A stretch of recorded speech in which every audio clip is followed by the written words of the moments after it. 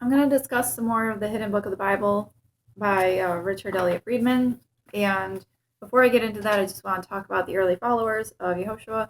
They said that the scriptures had been edited, and they did not believe that Adam sinned, among many others. So I'm going to read a little bit from the homilies.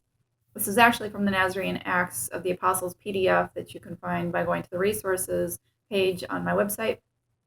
So this is from page 275, or you could just go to the homilies. It's homilies 2, chapter 51, I think, Weigh in the Balance. Then Kepha said, if some of the scriptures are true and some false, our master had good reason to say, be good money changers. So this is Kepha, that's Peter, talking about Yehoshua, who said to be ye good money changers. Inasmuch as in the scriptures there are some true sayings and some spurious. For those who err by reason of the false scriptures, he fitly showed the cause of their error, saying, you do so err, not knowing the true things of the scriptures. For this reason you are also ignorant of the power of Elohim. Then said I, you have spoken very excellently. So Clement is saying to Kepha, Peter, that he was speaking excellently. Okay, then Kepha answered, next chapter, sins of the Kiddushim denied.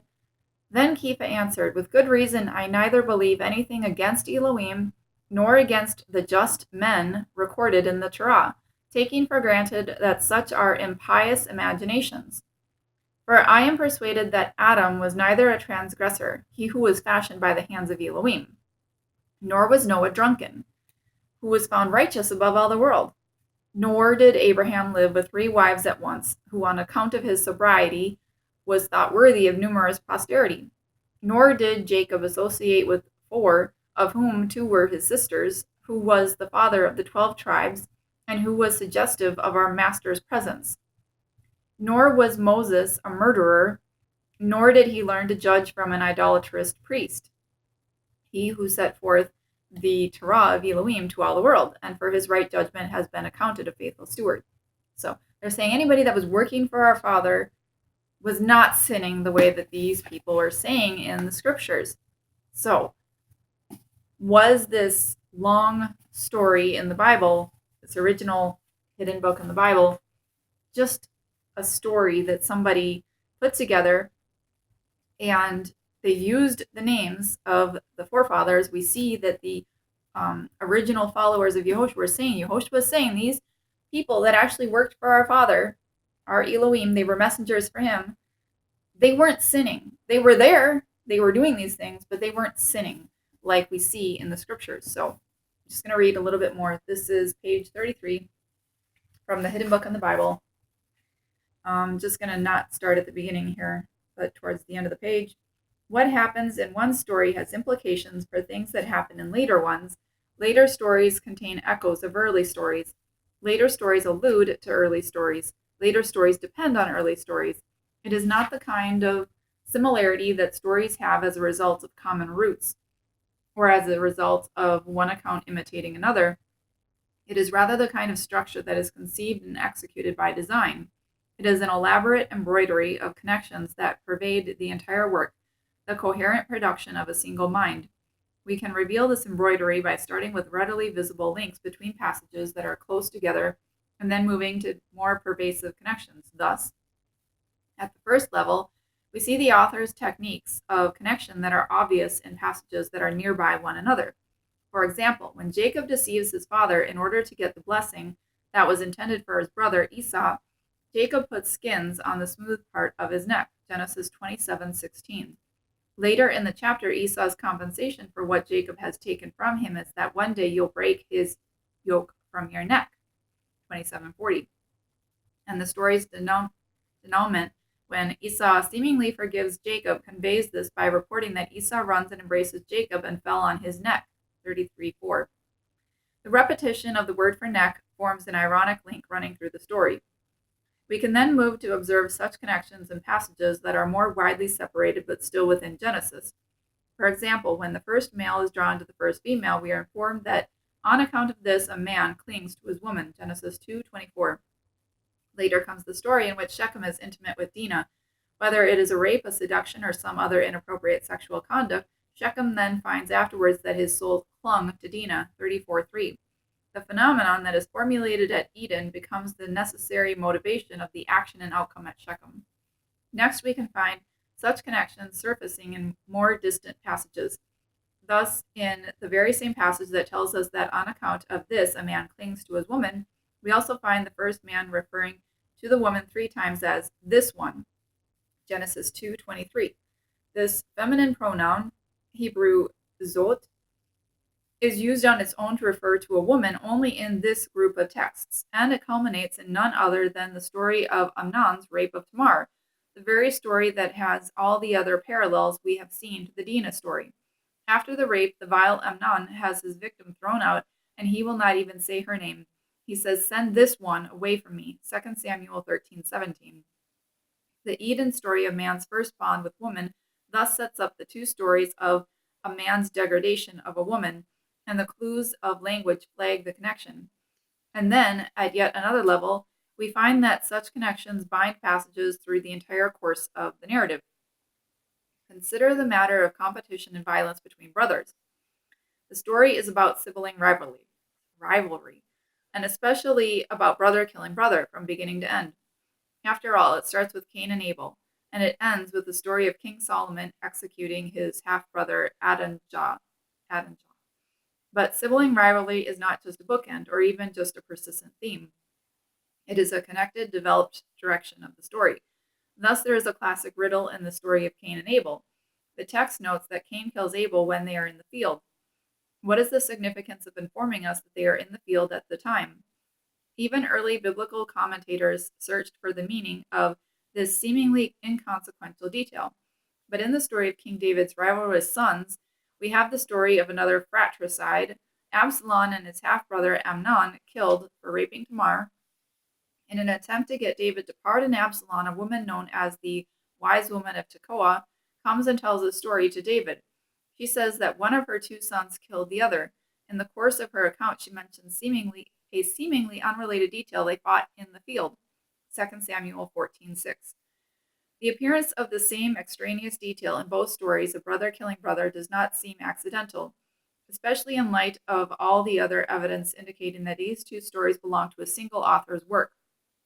And there is further evidence of their linkage because references to field occur in other sibling rivalry stories in these texts as well. In the famous story of Jacob's appropriation of Esau's birthright, Esau comes to Jacob from the field. Genesis 25:29. Indeed, Esau is introduced as a man who knew hunting a man of the field, verse 27. And in another famous story from this collection, Joseph reports a dream that he has had to his brothers that so offends them that they decide to kill him a few verses later, saying, "Here comes the dream master, and now come on, let's kill him." Joseph begins his report of this dream with these words, "Here we were binding sheaves in the field." Genesis 37:7, 19f. Note also another thematic connection within these stories. After Jacob acquires the blessing that was meant for Esau, Esau threatens to kill him. Their mother, Rebekah, therefore sends Jacob away because she says, "Why should I be bereaved of the 2 of you as well in one day?" Genesis 27:45. Readers generally understand her words about losing both of them to mean that Jacob would be killed and that Esau would then be executed for murder, leaving Rebekah childless. Again, compare the wise woman of Tekoa's story in 2 Samuel 14. She pleads with King David not to let her son be executed for the murder of his brother, and the basis of her plea is that then she will be left childless. And both of these stories come in the shadow of the Cain and Abel story, in which God must put a sign to protect Cain because otherwise everyone will seek to kill him for murdering his brother. Genesis 4:13-15. The point is that the same devices of language and theme that everyone can see binding the shortest units of the story also bind the largest units. But these linkages occur in an even more pervasive form. Consider the biblical story of Jacob. It is an exquisite creation artistically, an intriguing portrait psychologically, and an interpretive treasure house, but it has always been a problem. Even Sunday school children ask why the hero Jacob, the great patriarch, withholds food from his own brother Esau to get his brother's birthright, and why he lies to his blind father Isaac on his deathbed to get his father to give him his brother's blessing. And it is not Jacob alone who is portrayed as a deceiver. His mother, his uncle, his wife, and most of his sons become involved in deception as well. Stories of infectious conflict within a family have long been a source of powerful literature, from Agamemnon's household to Hamlet's to Karamazov's. It hardly seems necessary to explain why the subject matter is so fruitful artistically and so effective.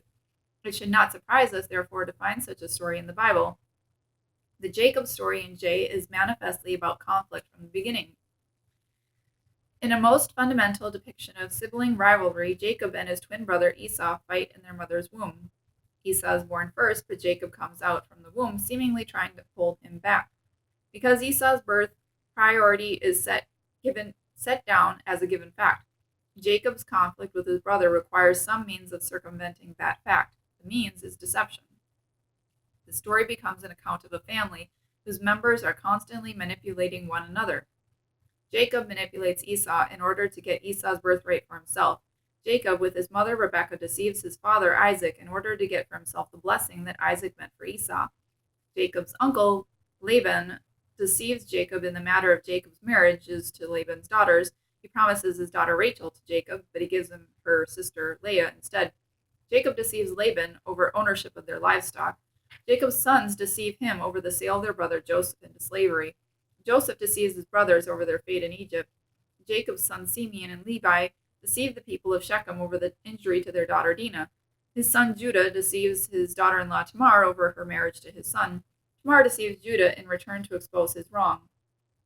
Go try and raise a family. The theme of deception as reflected in these stories has not gone unnoticed.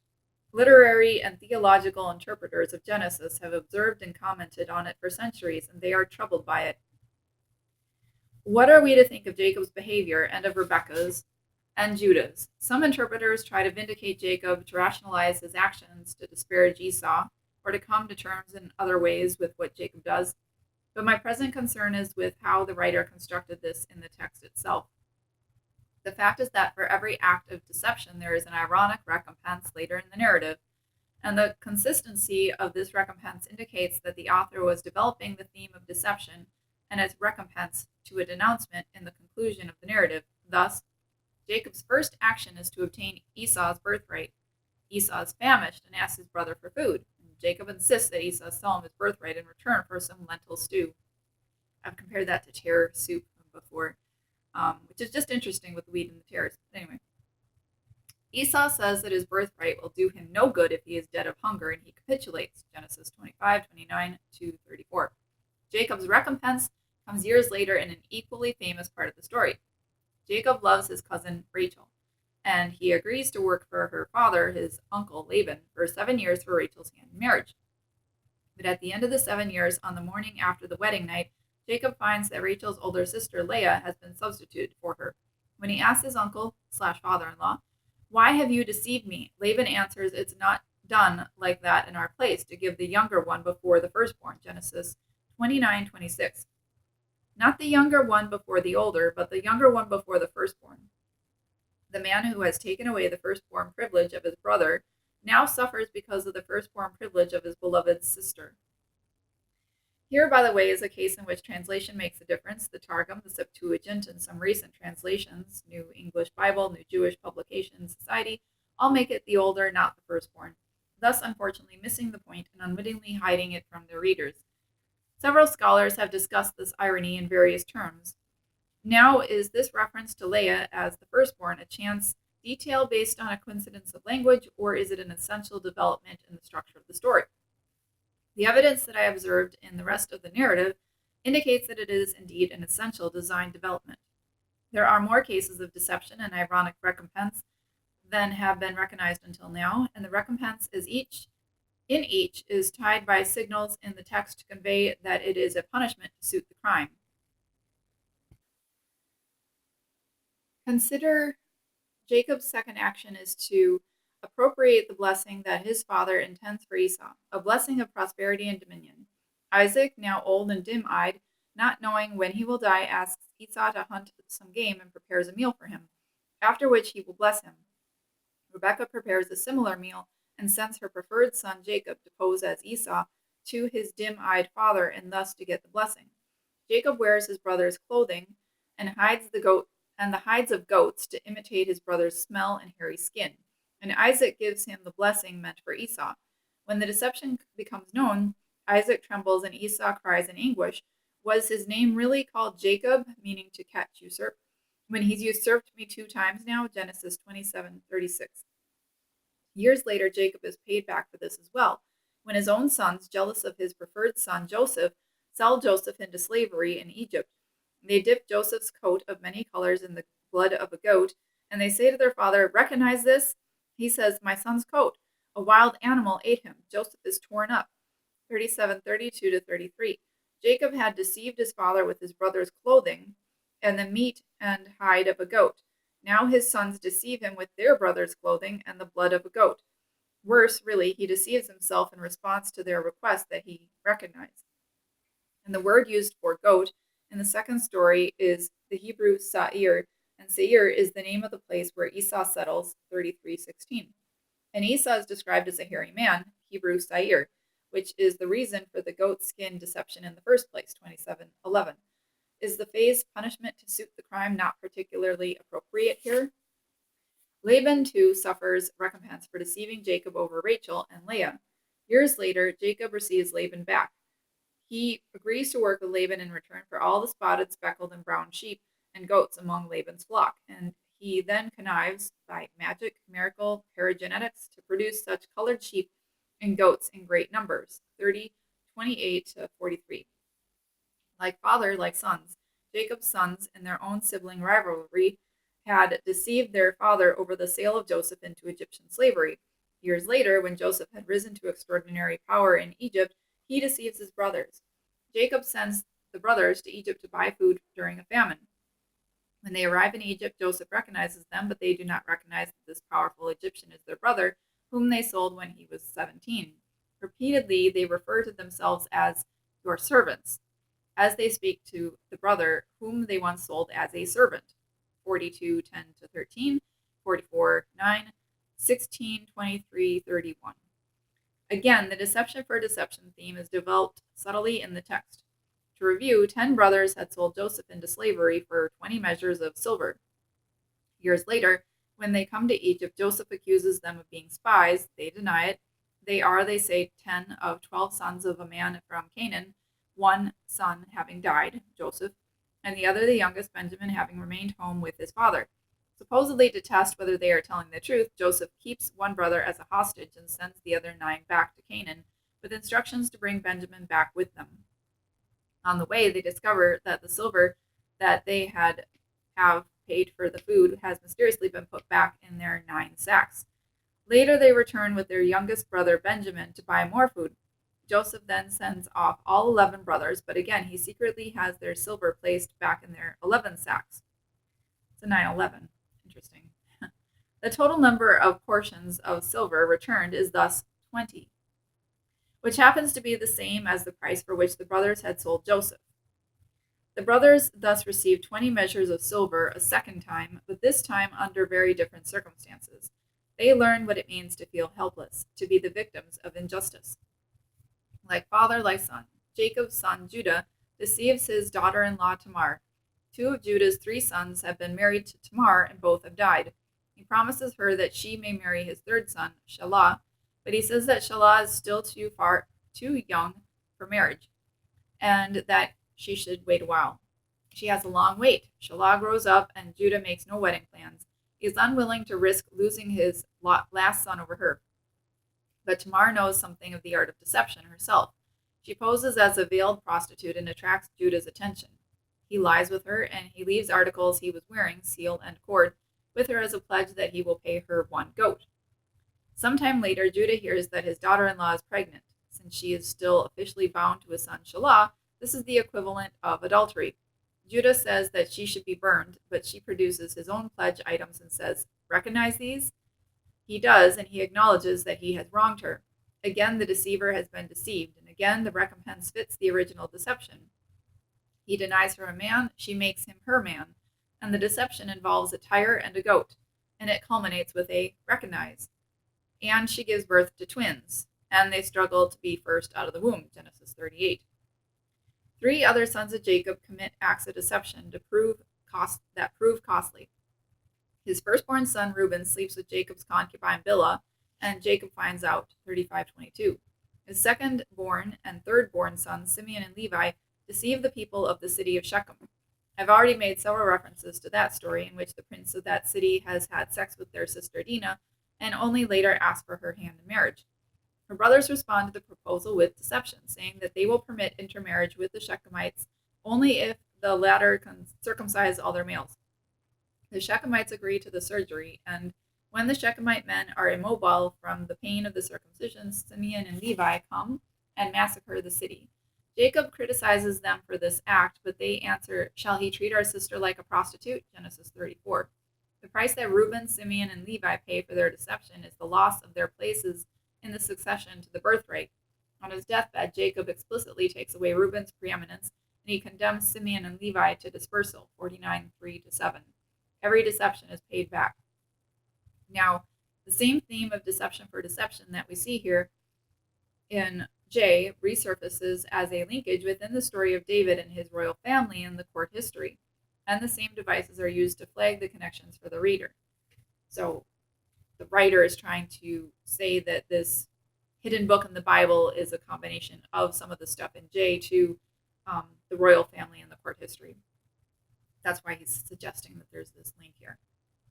Continuing on, as with Jacob, so the story in the court history begins with its hero David committing a hurtful and deceptive act, which brings a chain of ironic recompense in the family. David has an affair with a married woman, Bathsheba. She becomes pregnant, and David arranges the death of her husband, Uriah, and marries her himself.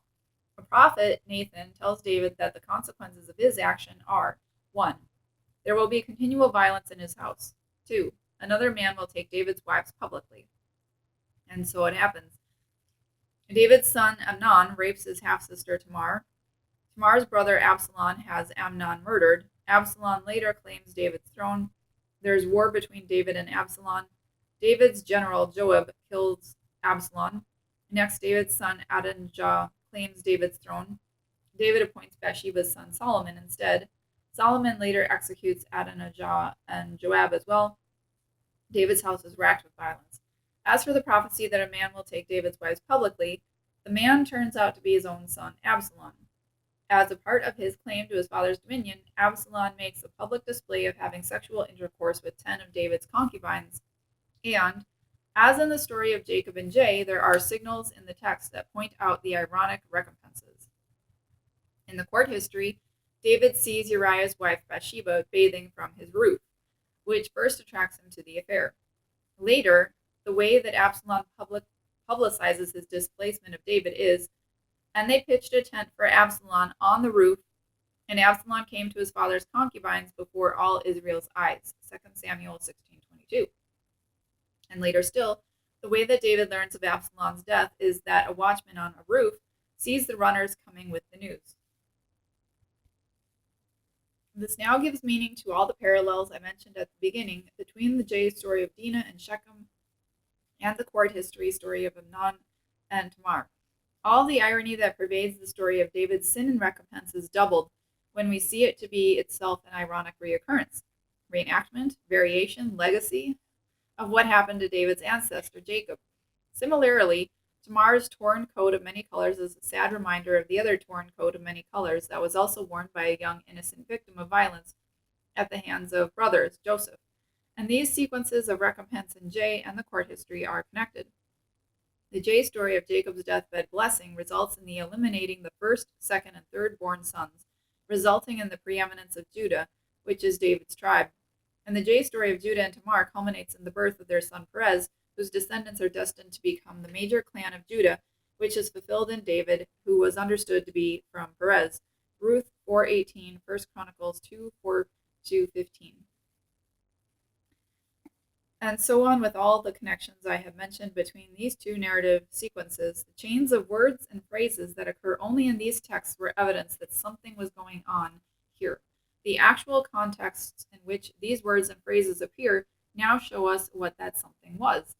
An author has developed a tale of how the acts of the parents, including their errors, reverberate in the lives and acts of their children, and even of their descendants many generations later. Now we can appreciate the famous self-description that this author ascribes to the deity in the ultimate revelation, the moment in which Moses actually sees God at Sinai. God is described as keeping kindness for thousands, bearing crime and offense and sin, though not making one innocent, reckoning father's crime on children and on children's children, on third generations and on fourth generations. Exodus 34:7. Of course, you might want to compare that to Deuteronomy 25, verse 16. Fathers shall not be put to death for their children, nor children put to death for their fathers. Each is to die for his own sin. So, interesting. Continuing on in the book. This is a book of generations, of continuity, of reoccurrence and recompense. Indeed, perhaps we should look for the root and model of this human inclination for deception in the narrative even prior to Jacob. After all, Jacob's father Isaac tries to deceive the Philistine king Abimelech into believing that Isaac's wife Rebekah is Isaac's sister, Genesis 26. Isaac's father Abraham had tried the same deception on the Egyptian king, Genesis 12. Does the chain of deceptions begin with Rebekah, who helps her preferred son Jacob to deceive Isaac? Or does it begin with Isaac, or with Abraham, or with the snake? The deception theme explicitly starts in Eden. When God questions Eve, she says, "The snake tricked me." And the theme pervades the narrative's episodes. When God questions Adam, he tries to shift the blame to Eve and says, and even to God. He says, "The woman whom you placed with me, she gave me from the tree and I ate." When God questions Cain about the whereabouts of his missing brother, Abel, Cain says, "I don't know, am I my brother's watchman?" The rebels, Dathan and Abiram, accuse Moses of deceiving the Israelites in the wilderness. They say, "Will you put out those people's eyes?" Numbers 16:14. The prostitute Rahab deceives the king of Jericho when she helps two Israelite spies to escape. Some Gibeonites trick Joshua into signing a pact that prevents the Israelites from attacking them, Joshua 22. Several of the battle stories in the books of Joshua and Judges involve ambushes that delude armies and lead to their demise. In the stories of Samson, both his wife and later his lover Delilah are told trick him, Judges 14:15 and 16:5. David's wife Michal saves him from her father Saul by putting idols in David's bed and a goat hair pillow, as in J, where there's a goat, there's a deception, to deceive her father's men about David's escape, 1 Samuel 19:13. And Saul says to her, "Why have you deceived me?" 19:17. Just as Jacob had once said to Laban, just as a woman at Endor later says to Saul himself, 1 Samuel 28:12. I also want to point out the word scapegoat is Azazel, and the book of Enoch talks about Azazel being one of the fallen angels that led people into sin, that they could blame the scapegoat, Azazel, for things, and so goats, are always connected with scapegoats, getting out of, you don't want to have to take responsibility for your sin, so you have a scapegoat, and that's why it keeps mentioning goats with deceptions, I think. Continuing on. Do we get deception elsewhere in biblical narrative as well? Certainly, but not nearly in this concentration. Elsewhere, it is an occasional element in stories. Here we have seen that it is a theme that binds. The deception construction is one prominent element helping to unite the narrative into a continuing coherent whole. The element of fratricide likewise contributes to this coherence of the work. There are at least 7 stories involving a brother killing a brother, and a variety of other such threads run through the text, bind it, and shape it into a meaningful story. I'm not going to get into it because I don't know much about it, but I've heard that there is some sort of religion that thinks that Satan is Jesus' brother. Well, of course, if Jesus is supposed to kill Satan in the lake of fire, people think literally rather than symbolically, but if that was the case, that would be another case of fratricide.